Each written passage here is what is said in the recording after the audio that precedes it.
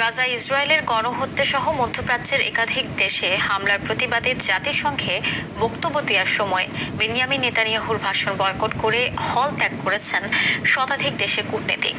এদিকে নেতানিয়াহুর বক্তব্যের সময় নিউ ইয়র্কে জড়ো হন বিক্ষোভকারীরা।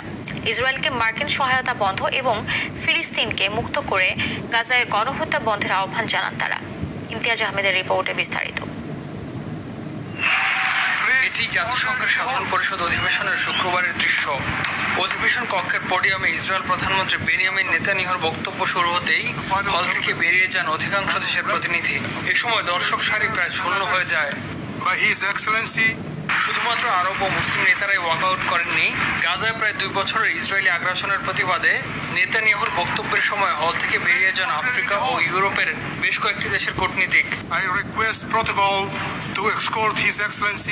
এ সময় যুক্তরাজ্য সহ বেশ কয়েকটি দেশের ফিলিস্তিনের রাষ্ট্রের স্বীকৃতি দেয়াকে নিছক পাগলামি বলে মন্তব্য করেন নেতানিয়াহু।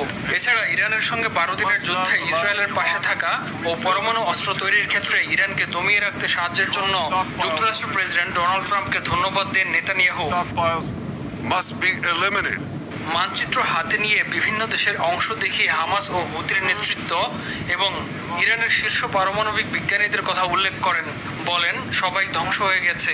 এ সময় ইরানকে সন্ত্রাসী অক্ষ হিসেবেও আখ্যা দেন। এই অক্ষ শুধু আমাদের অঞ্চলের স্থিতিশীলতাই নয়, পুরো বিশ্বের শান্তিকেও হুমকির মুখে ফেলেছে। এমনকি এটি আমার দেশ ইসরায়েলের অস্তিত্বকেও বিপদে ফেলছে। হামাসকে উদ্দেশ্য করে নেতানিয়াহু বলেন, হামাস যদি অস্ত্র ফেলে দেয় এবং জিম্মিদের মুক্তি দেয় তবেই যুদ্ধ শেষ হবে।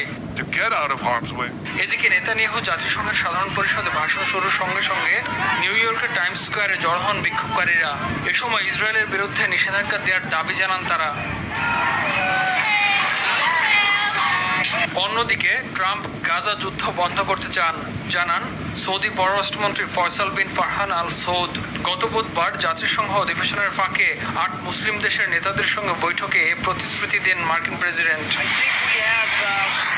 ইমতিয়াজ আহমেদ, RTV।